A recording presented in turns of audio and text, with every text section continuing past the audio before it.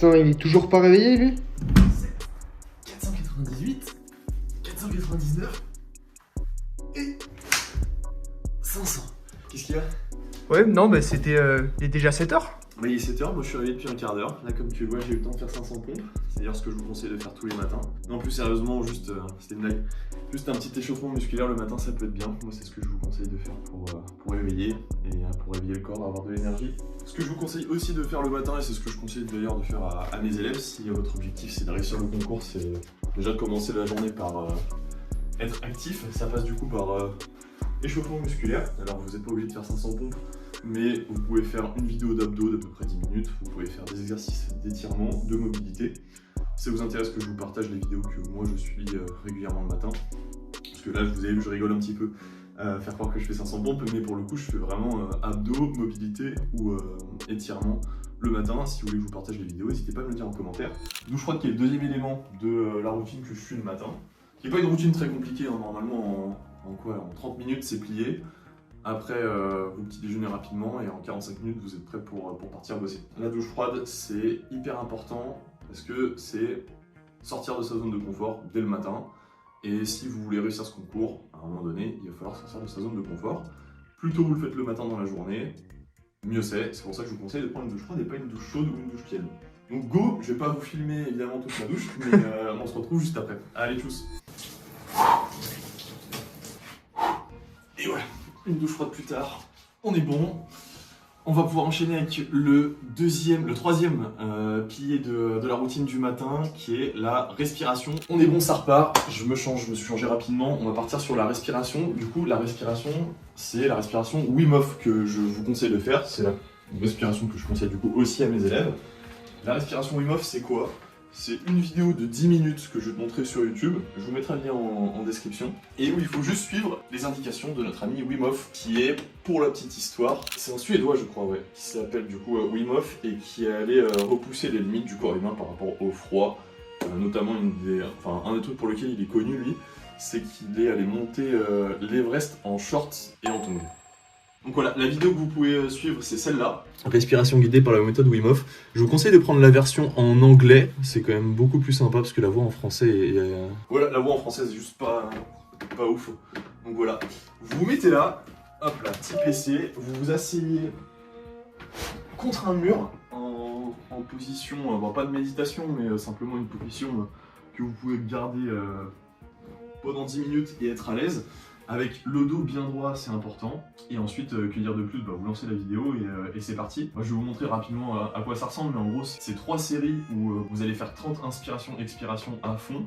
Et une fois que vous aurez fait ces 30 inspirations, expirations, il faudra expirer tout l'air que vous avez dans les poumons et retenir sa respiration sans air dans les poumons le plus longtemps possible. Le premier set, il nous fait tenir 1 minute, il me semble, le deuxième 1 minute 30. Le troisième, il fait aussi tenir 1 minute 30. Moi, ce que je vous conseille, c'est simplement de faire votre maximum. Ça va vous permettre de réguler votre stress et votre système nerveux autonome. Et puis, l'autre utilité que ça peut avoir, c'est aussi pour les épreuves de natation. Le fait de rester en apnée, alors c'est de l'apnée statique, c'est sûr. Le fait de rester en apnée pendant 1 an tous les matins, ça facilitera les choses quand vous devrez faire l'apnée de l'épreuve de natation le jour des oraux. Donc voilà, on est parti pour une petite session de 10 minutes.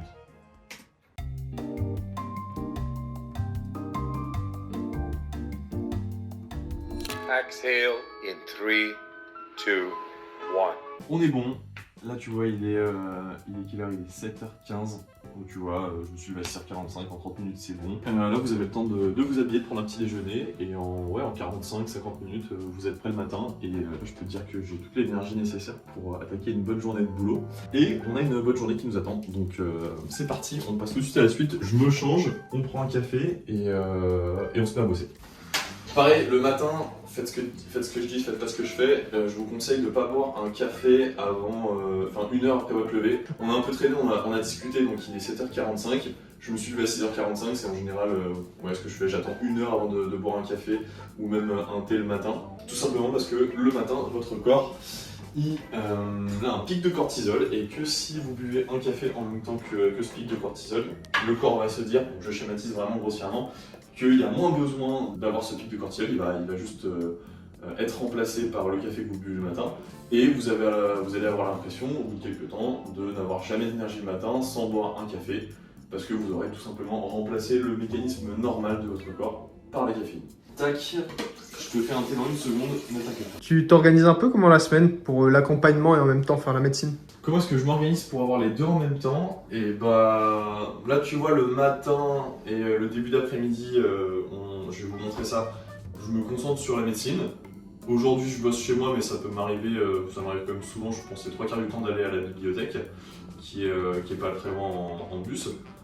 Donc le matin et le début d'après-midi, je bosse la médecine à fond. Je vais vous montrer comment est-ce que je fais pour être le plus efficace possible et pour pas perdre de temps, parce que c'est vrai que quand on a des élèves à gérer et la partie accompagnement plus les études de médecine qui sont pas faciles et qui demandent quand même d'être bien concentré, il faut avoir une bonne méthode de travail. Et c'est ce que je vais vous montrer dans quelques instants. Donc matin plus début d'après, en général je fais l'accompagnement la médecine pardon, jusqu'à en gros 16h, 16h30. Après c'est ma limite naturelle, en vrai cette année j'arrivais pas à bosser la médecine après 16h30. Donc comme je bosse de manière intense, mon corps il fatigue et mon cerveau il est plus capable d'apprendre quoi que ce soit. Et je vais lancer le café en même temps, j'espère que ça fera pas trop de bruit.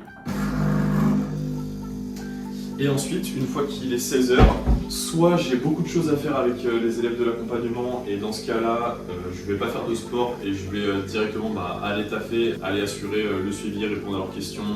Je vous montrerai tout ça de toute façon en fin de journée. Sinon, quand je vois que c'est un peu plus libre et que je suis moins pris par l'accompagnement, en général, je vais aller faire du sport et je m'occupe de l'accompagnement dans un second temps, plutôt en début de soirée à partir de 18h30, 19h.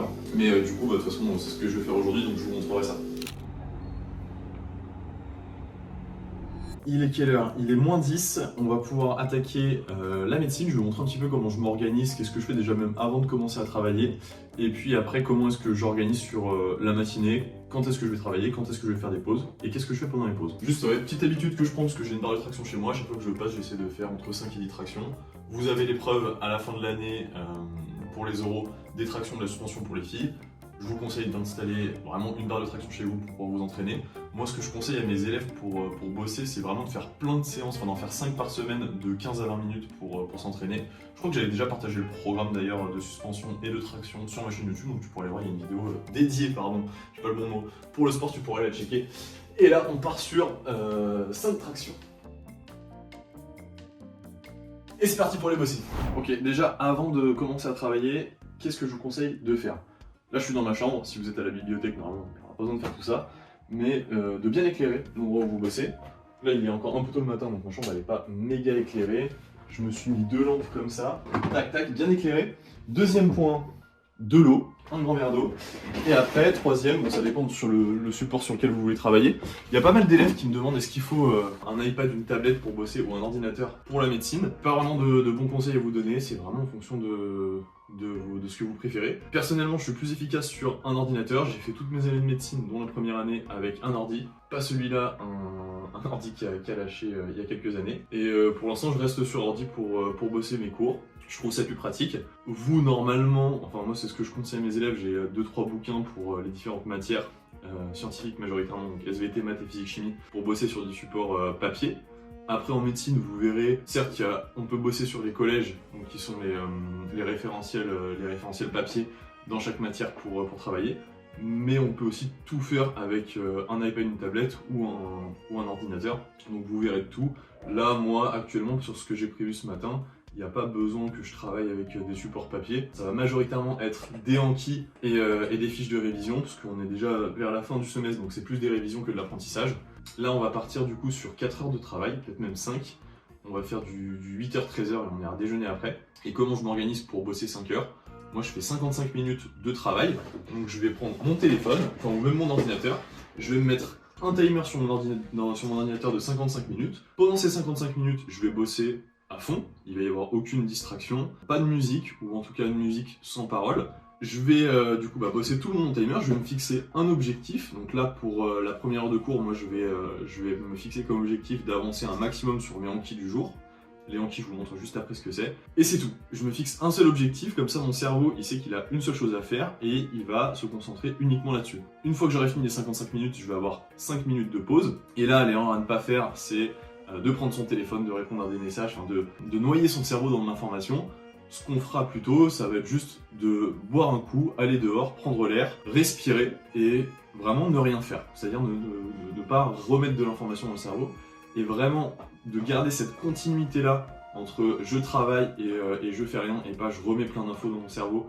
Et quand on travaille, d'avoir qu'un seul objectif, c'est ce qui va vous permettre de pouvoir travailler 5 heures d'affilée en étant concentré et de pouvoir bosser du coup 7 à 8 heures par jour, en tout cas pour moi en médecine, alors que d'autres bossent beaucoup plus, et d'être quand même efficace.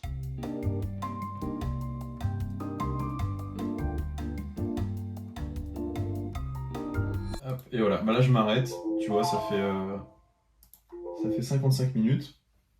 Donc j'ai fait que des Anki.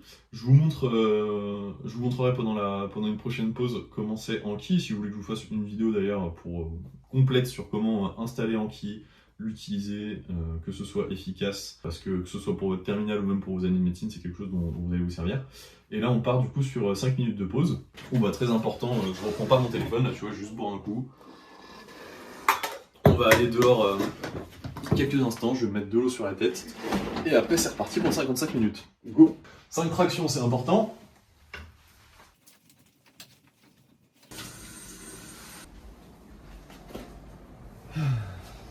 Pas compliqué de faire une pause quand vous travaillez, il suffit juste de rien faire et de penser à rien.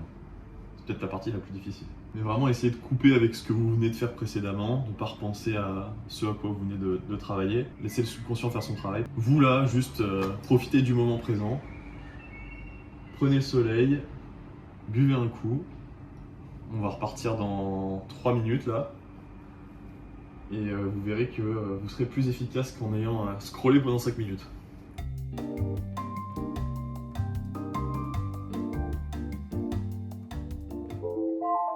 Hop, voilà, deuxième session de terminée. Bon, ça s'est bien passé, on est resté sur du Anki. Je pense que la troisième session, je vais plutôt focus sur un cours en particulier, faire pas mal de QCM et de QCM d'anal aussi, et après revenir sur le cours.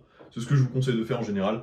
Je sais pas ce que vous pouvez faire de votre côté. Moi, les élèves de l'accompagnement, on leur fournit des annales, des exercices types pour réviser le concours. Donc c'est vraiment là-dessus qu'ils s'entraînent.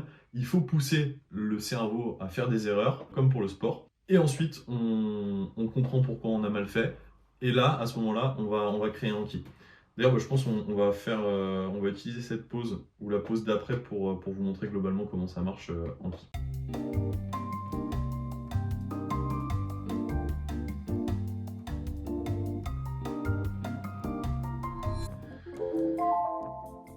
Bim, session finie. Là, dans cette petite pause, je vais en profiter pour vous montrer comment ça fonctionne Anki. En gros, comment ça se présente? Vous allez, alors vous avez des tutos sur internet pour de toute façon installer l'application.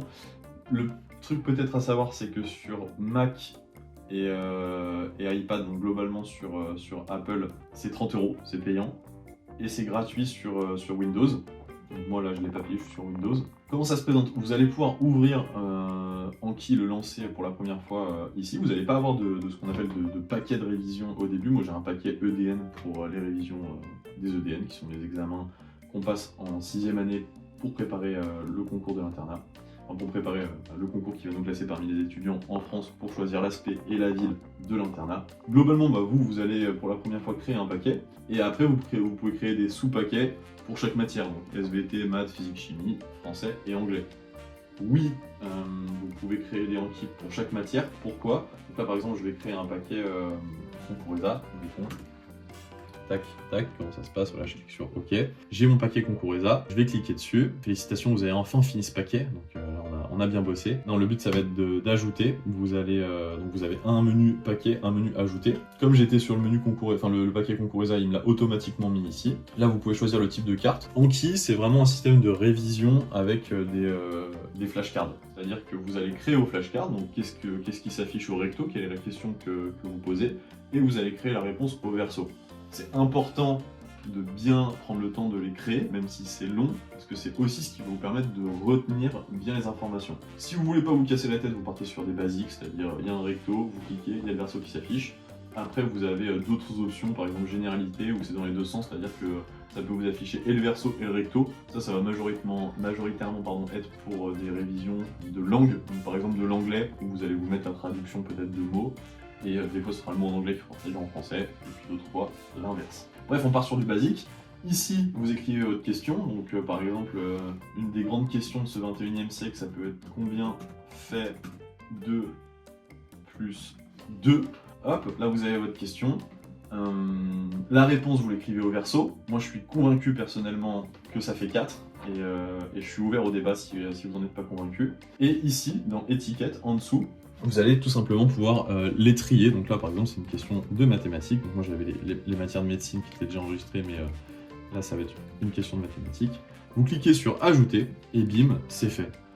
Vous avez la carte qui s'est ajoutée à votre paquet concours ESA. Là, si je reviens en arrière, on va en créer plus pour que vous puissiez bien comprendre comment ça fonctionne. Donc 3 plus 3, personnellement, je pense que ça fait 6. Je ferme cette page qui était donc la page pour créer les Anki. Là, je suis dans mon paquet concours ESA. Donc là, dans mes paquets, voilà, j'ai le paquet concours ESA. J'ai ici indiqué que c'est des nouvelles. Là, c'est celles qui sont en cours et celles qui sont révisées. Je vais vous expliquer ce que c'est dans une seconde. Donc j'étudie mon paquet concours ESA. Anki, c'est quelque chose à vraiment faire au quotidien. Donc ça veut dire à partir du moment où vous commencez jusqu'au concours, vous ferez des Anki tous les jours. Que ce soit le dimanche, un jour de pause ou quoi. Moi, mes élèves, j'insiste bien sur le fait que chaque jour, ils doivent faire leur Anki. C'est ça qui permet vraiment de bien retenir l'information. Donc là, on a le premier qu'on a fait tout à l'heure. Combien fait 2 plus 2? Je me dis là, naturellement, que ça fait 4. J'affiche la réponse avec le petit bouton qui est ici. Et voilà, ça fait 4. Donc là, j'ai correct. Donc Anki me propose du coup de le revoir dans 10 minutes. Si j'avais pas eu la réponse, que j'avais trouvé ça difficile, j'aurais pu mettre difficile. Et si j'avais absolument pas su, j'aurais pu mettre à revoir. Et en fait, en fonction de la réponse que vous allez mettre, l'algorithme d'Anki va calculer quand est-ce que vous devez revoir la flashcard. Donc non seulement vous retenez bien l'information parce que vous créez vos flashcards, vous le faites tous les jours, donc vous avez cette habitude de faire les Anki, et en plus Anki vous calcule quand est-ce que vous devez revoir quoi, donc vous n'avez plus à réfléchir finalement, enfin aux questions qu'Anki vous pose. Le but, après avoir vu un cours de SVT par exemple, ça va pas être de mettre tout le cours de SVT dans les Anki. Simplement, une fois que vous aurez fait les exercices, que vous aurez commencé à pratiquer, vous allez voir là où ça va bloquer, et c'est là-dessus qu'il va falloir créer les Anki. Voilà pour Anki, ça va faire un peu plus de 5 minutes, donc moi je vais repartir sur ma séance de travail, et je vous dis à tout de suite.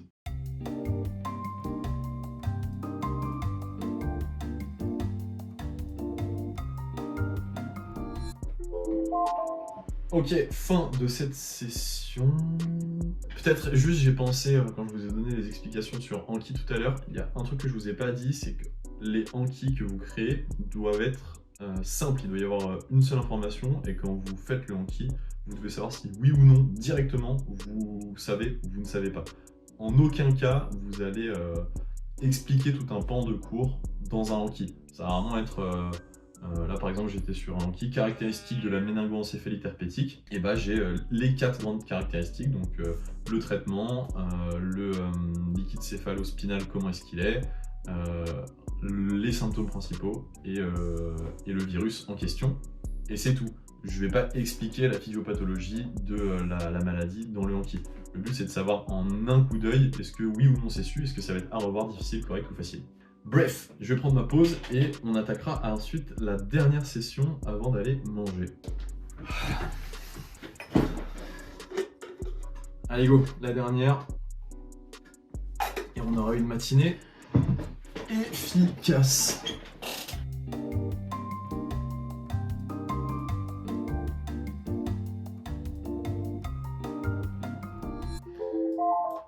Fin de la dernière session, il est presque 13h et on va pouvoir aller manger.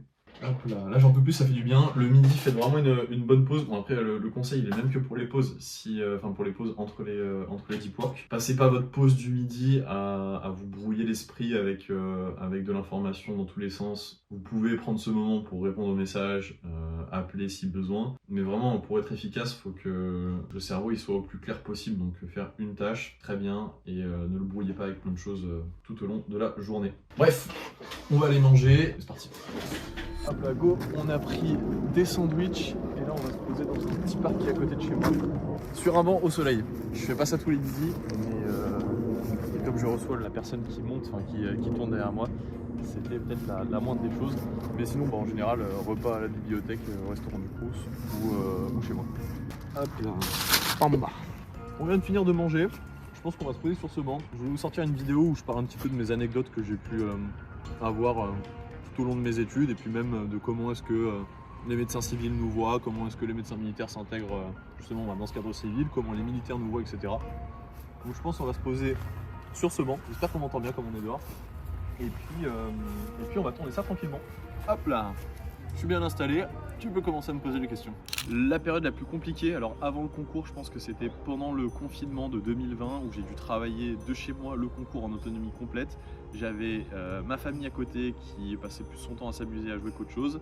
Moi qui devais me mettre tout seul au travail, qui devait bosser toute la journée, refaire donc tout le programme de terminale alors que j'étais en prépa et c'est pas quelque chose qu'on travaille, et donc de faire du 8h-20h pendant je pense 4 semaines non-stop avec les gens qui s'amusent autour de soi, c'était le plus compliqué, ouais. Et la période la plus compliquée une fois que j'ai eu le concours, je pense que c'était en première année de médecine, qui est une année qui est assez difficile, qui est très intense, et quand on est arrivé vers la période de décembre avant les examens du premier semestre, il faisait un temps de merde et on s'est tapé un deuxième confinement, donc on pouvait plus aller à la fac, on était simplement en salle de travail. Et là mes horaires c'était du 5h30, 20h avec une demi-heure pour manger le midi, non-stop. Je faisais pas beaucoup de sport, donc c'était vraiment la période la plus compliquée. La grosse différence entre la médecine civile et la médecine militaire, je pense qu'on a vraiment le cliché que un médecin militaire à l'école de santé des armées à Bron, ça va être des étudiants qui sont tout le temps sérieux, très cadrés, très militaires. Qu'on va avoir le crâne rasé pour les mecs, le chignon pour les filles, qu'on rigole pas, que nos journées commencent par faire son lit au carré, ensuite qu'on va directement réviser, qu'on passe très peu de temps à manger, qu'on perd jamais de temps, qu'on est très efficace tout le temps. Or, c'est probablement c'est un peu le cas quand on arrive à l'école, et c'est pour nous mettre dans le moule, pour nous mettre un rythme et une discipline. Mais petit à petit avec le temps ça se dénoue et on va dire que ça devient de plus en plus cool entre guillemets, c'est pas forcément le mot le plus adapté, mais finalement on a une vie étudiante normale. Alors c'est sûr, par rapport aux étudiants civils, on a quand même les couleurs une fois par mois, on a des cérémonies, à l'école on est en uniforme, donc ça change beaucoup de choses et ça structure vachement, on va dire, nos journées. Mais on est quand même les moins militaires des armées, je pense, les médecins militaires, parce qu'on a beaucoup de temps, notamment on doit investir du temps dans nos études et ça permet pas d'avoir une vie de militaire classique de régiment. Alors comment est-ce que les militaires voient les médecins militaires ? J'ai pas, je pense, la plus grosse expérience de ça, étant donné que j'ai fait 4 ans à l'école et que j'ai pas été réellement médecin militaire.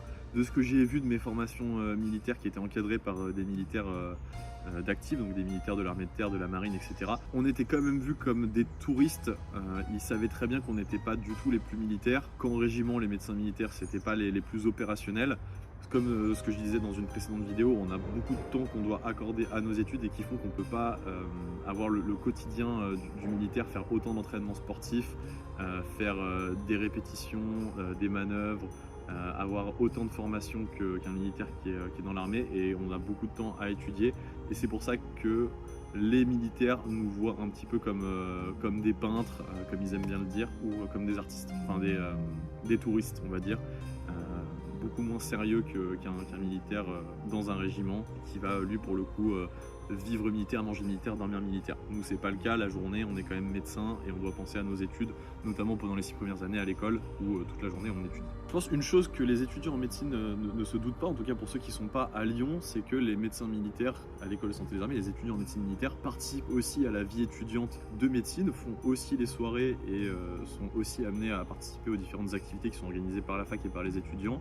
Et de ce que j'ai pu remarquer de mes années à l'école de santé des armées, c'est qu'en général on est plus dans l'extrême quand on est en médecine militaire. On a quelque chose où on veut prouver qu'on est différent des médecins, enfin des étudiants classiques dans le civil, parce que nous on est militaire et donc du coup on va plus loin dans tout. Donc c'est-à-dire quand on fait la fête peut-être qu'on s'envoie un peu plus, quand on est dans des activités sportives avec les civils, on va vraiment y aller à fond. Et il y a ce truc de dire on est militaire donc on doit faire mieux que les civils, qui fait que en tout cas à Lyon avec les étudiants de Lyon, ça se ressent, en tout cas quand c'était ma génération, notamment pendant les soirées. Ceux qui chahutaient le plus, si je peux me permettre le terme, c'était les santards, les étudiants en médecine militaire.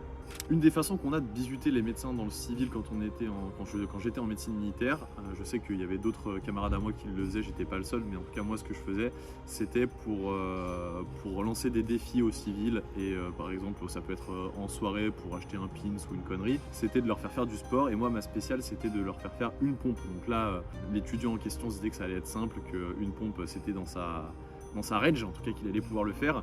Et je lui annonçais que la pompe il la faisait en même temps que moi, donc trop chouette, on se mettait en position de pompe. Et la petite subtilité, c'est que la pompe je la faisais tout doucement, donc c'était une pompe qui durait entre 4 et 6 minutes pour les meilleurs, ceux qui ont tenu le plus longtemps. Et en général, les gens s'écroulaient largement avant d'être arrivés à la moitié, et ça me faisait bien rire. Donc voilà, c'était une des façons qu'on avait de bisuter avec le sport les étudiants dans le civil. Est-ce que la prison existe encore à l'armée? Eh bien, je vais parler pour mon expérience à l'école de santé des armées qui forme les médecins militaires. Oui, j'ai déjà fait ce qu'on appelle du trou, c'est l'équivalent de la prison à l'école de santé des armées. J'ai pris 3 jours et la raison était très simple. J'avais empilé après chaque repas le midi des petites canettes d'Ice Tea sur le rebord de mon bureau dans la salle de travail dans laquelle j'étais. Et je sais pas, peut-être au bout de 90 jours, quand il y avait 90 bouteilles d'Ice Tea, il y a un des cadres du commandement qui est passé dans ma chambre, qui a vu qu'il y avait, que c'était en désordre, enfin, qu'il y avait des bouteilles d'Ice Tea, et dans un cadre militaire, c'est pas accepté évidemment. Et j'ai appris de mon erreur à la dure, j'ai été envoyé 3 jours au trou. C'est donc une petite cellule où t'as pas droit à ton téléphone ni à ton ordinateur, il y a des barreaux aux fenêtres, c'est fermé à clé la nuit quand tu dors, et la journée tu dois faire des tâches avec un des cadres de commandement, donc ça peut être de laver l'école, tu vas manger avec lui, t'es vraiment pas en liberté du tout pendant ces 3 jours, tu peux juste bosser tes cours de médecine. L'anecdote la plus ouf que j'ai sur l'armée, c'est un sergent de l'armée de terre qui m'a mis un KO alors que ça faisait à peine une semaine que j'étais intégré à l'armée. Je vous explique, j'intègre l'armée en 2020 pour faire médecine militaire. On a une formation militaire initiale qui débute juste après l'intégration, où on va sur le terrain. Et ce qui se passait à l'époque, c'était qu'on était encadré par un sergent-chef de l'armée, un des militaires d'actifs, pas des médecins militaires. Et puis qu'il y avait une capitaine et un colonel qui encadraient toute la formation. Et le sergent-chef suivait juste ma section, donc une trentaine d'élèves. On avait l'habitude, quand on se déplaçait, de se déplacer en camion. Et en général, on chantait pas mal de paillardes. Une fois, la capitaine nous a entendus. Elle a gueulé sur le sergent-chef et elle voulait un nom, un responsable de qui avait fait ça. Le sergent-chef a demandé au sergent, qui était un tahitien de 2 mètres pour 120 kg, de trouver un responsable. Il nous a donc fait ramasser toute la matinée, donc d'abord filles plus mecs, à faire des jumping jacks, des pompes, des burpees, enfin bref, beaucoup de sport. Je me souviens plus de combien de temps ça a duré, mais ça a bien dû durer entre une demi-heure et 3/4 d'heure. Ensuite, il a dit aux filles de partir, il a gardé que les mecs. Il nous a fait pomper, enfin même pas pomper, on était sur les points, sur les graviers dehors, à devoir avancer comme ça avec les pieds qui traînent, de sorte à ce que nos mains et nos phalanges soient complètement éclatées. Puis il a fait mettre en ligne en fait tous les gars. Donc c'est-à-dire il y en avait un qui était comme ça, et puis tous les 3 mètres, on retrouvait du coup un mec, on était les uns à la suite des autres. Je sais pas comment vous expliquer mieux. Moi j'étais là, mettons, et il passe une première fois en faisant semblant de nous mettre des coups de poing et des coups de pied qui s'arrêtent à 2 cm de ton visage ou à 2 cm de tes côtes. Donc je me dis, moi à ce moment-là, tranquille, il nous met un gros coup de pression, on va peut-être encore ramasser un petit peu, mais ça va aller. J'attends tranquillement, la première fois qu'il passe devant moi, tout se passe bien. Il refait un deuxième tour, et là quand il arrive à mon niveau, il commence à prendre de l'élan, et il me met une énorme patate dans le plexus. Moi je recule quoi de quasiment, je pense, 1 ou 2 mètres, le souffle coupé, j'arrivais plus à respirer, j'étais comme ça. Vraiment, je pouvais plus respirer, c'était horrible. Et puis voilà, je me souviens pas de ce qui s'est passé directement ensuite, mais je sais que ce sergent-là, qui était tahitien, avait l'habitude de nous chanter des chants tahitiens une fois qu'on avait mangé pour faire la sieste. On a donc pris le repas du midi, comme d'habitude. Il commence à chanter, à faire la sieste. Tout le monde s'endort à peu près plus ou moins. Il vient me voir et il me dit: désolé Maxence, il fallait que ça tombe sur quelqu'un et qu'on ait un responsable, donc c'est tombé sur toi. J'ai rien contre toi. Et puis au final, j'ai toujours un bon souvenir de ce sergent, et je lui en veux pas spécialement. Moi, ça me fait une bonne anecdote à vous raconter sur l'armée. Je me suis engagé dans l'armée il y a 5 ans, alors maintenant j'y suis plus, mais si je devais me donner un conseil au moi d'il y a 5-6 ans avant que je m'engage, ce serait de prendre conscience qu'une fois qu'on est engagé, on se met au service des autres. Quand on est médecin militaire, comme c'était mon cas, de la patrie et de l'humanité, c'est le dicton et la devise de l'école, et que peu importe ce qu'on est amené à faire, que ce soit pénible ou que ce soit sympa, qu'on ne fait pas les choses pour nous, qu'on se met au service d'une cause qui est plus grande que nous, qui nous dépasse, et qu'on peut plus voir ses intérêts personnels en priorité, qu'il faut se dire que tout ce qu'on fait, même si ça ne nous plaît pas, on le fait pour les autres, pour la patrie, pour l'humanité, pour les militaires qui défendent la France, pour les citoyens français.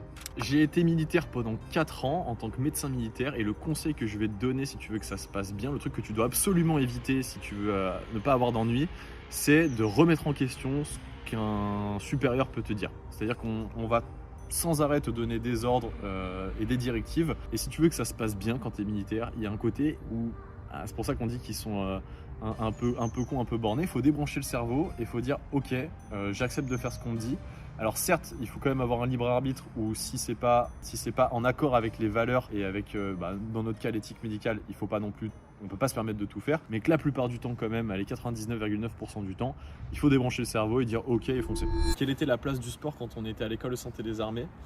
J'en parle un petit peu parce qu'il y a des épreuves sportives avant de rentrer à l'école avec le concours, mais après concrètement, à quel point est-ce qu'on fait du sport quand on est à l'école? Ça va dépendre évidemment, je pense, de vous et de la fréquence à laquelle vous faisiez du sport avant d'entrer à l'école, 2, du groupe d'amis et de la dynamique du groupe d'amis dans lequel vous êtes, et puis c'est tout, et 3, de toute façon, il y a aussi des séances de sport qui sont organisées par l'école.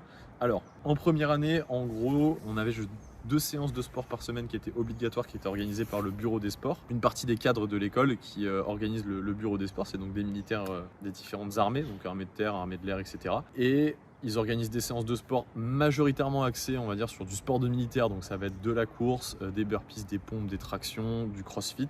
On avait 2 séances par semaine.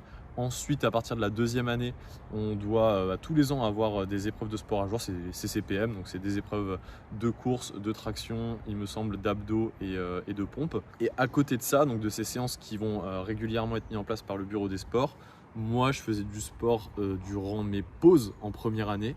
Donc dès qu'on faisait une pause avec les copains à 10h ou au milieu de l'après-midi, on se faisait des pompes en musique et c'était sympa, on rigolait bien. De temps en temps, je suis allé courir autour de l'école, ça fait à peu près 2 km et donc ça permet de bien se changer les idées. À part ça, je dirais que en première année, ça va vraiment être du sport dans les salles de travail et puis peut-être aller courir une fois. On n'a pas accès aux différents clubs sportifs de l'école, c'est interdit pour les élèves de première année, mais à partir de la 2e année, on peut retrouver quasiment tous les sports à l'école. Il y a un club d'escalade, il y a un club de basket, un club de volley, un club de badminton, un club de foot en salle, un club de football. J'en oublie sûrement, il y a le club de rugby aussi qui est connu. Moi, je faisais du futsal, du foot, je faisais du jiu-jitsu brésilien un petit peu. Et c'est globalement tout. Et après, je continuais à faire du renforcement musculaire, moi, de mon côté. Donc, il y a une salle de sport aussi à l'école. Et c'est là que je me suis mis à aller un petit peu à la salle, donc à commencer à faire plus régulièrement traction, dips et pompes. Et pour ça qu'aujourd'hui, maintenant, je fais de la calisthénie et de l'escalade. Un endroit auquel tu t'attends pas du tout, il va y avoir beaucoup plus de femmes que d'hommes, c'est au service de santé des armées, à l'école de santé des armées qui forme les futurs médecins militaires français, où on retrouve 56% de femmes pour 44% d'hommes, sachant que la première femme au service de santé des armées, il me semble que c'est 1953, donc en 70 ans on est passé de 1 à plus de la moitié. Dis-moi ce que tu en penses en commentaire. Moi ce que je vois dans l'accompagnement avec les élèves que j'ai, c'est que j'ai beaucoup plus de filles que de garçons. Là, c'est un moment un peu particulier parce qu'on repasse devant l'école où pendant toute mon enfance, je n'ai pas été. Voilà.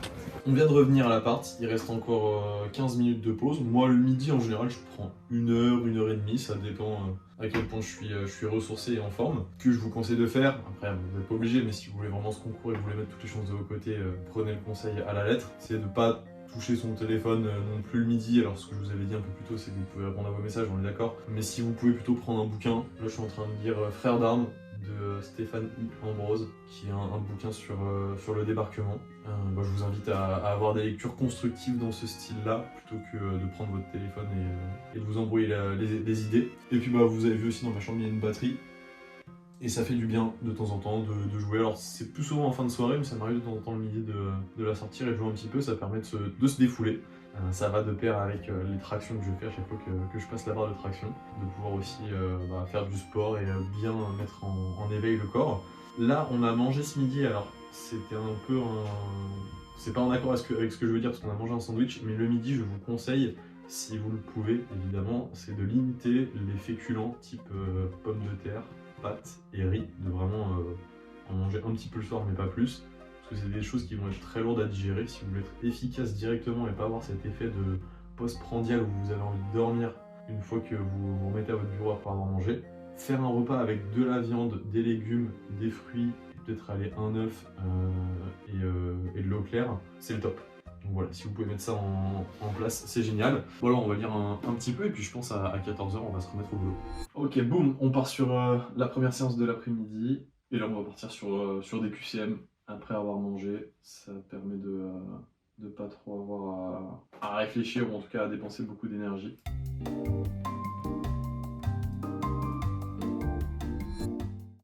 On a fini. Là, en gros, je viens de finir ma journée de médecine. Alors, en général, je finis dans ces eaux-là, entre 16h et 18h, ça dépend de ce que j'ai à faire et à quel point je suis proche des examens. En fin de journée, selon si j'ai des impératifs avec mes élèves ou non, je vais faire du sport, je dirais 2 à 3 fois par semaine, non, peut-être plus 3-4 fois. Moi, je fais de l'escalade en ce moment, je fais que du bloc. Et puis, je fais encore quelques séances de street workout.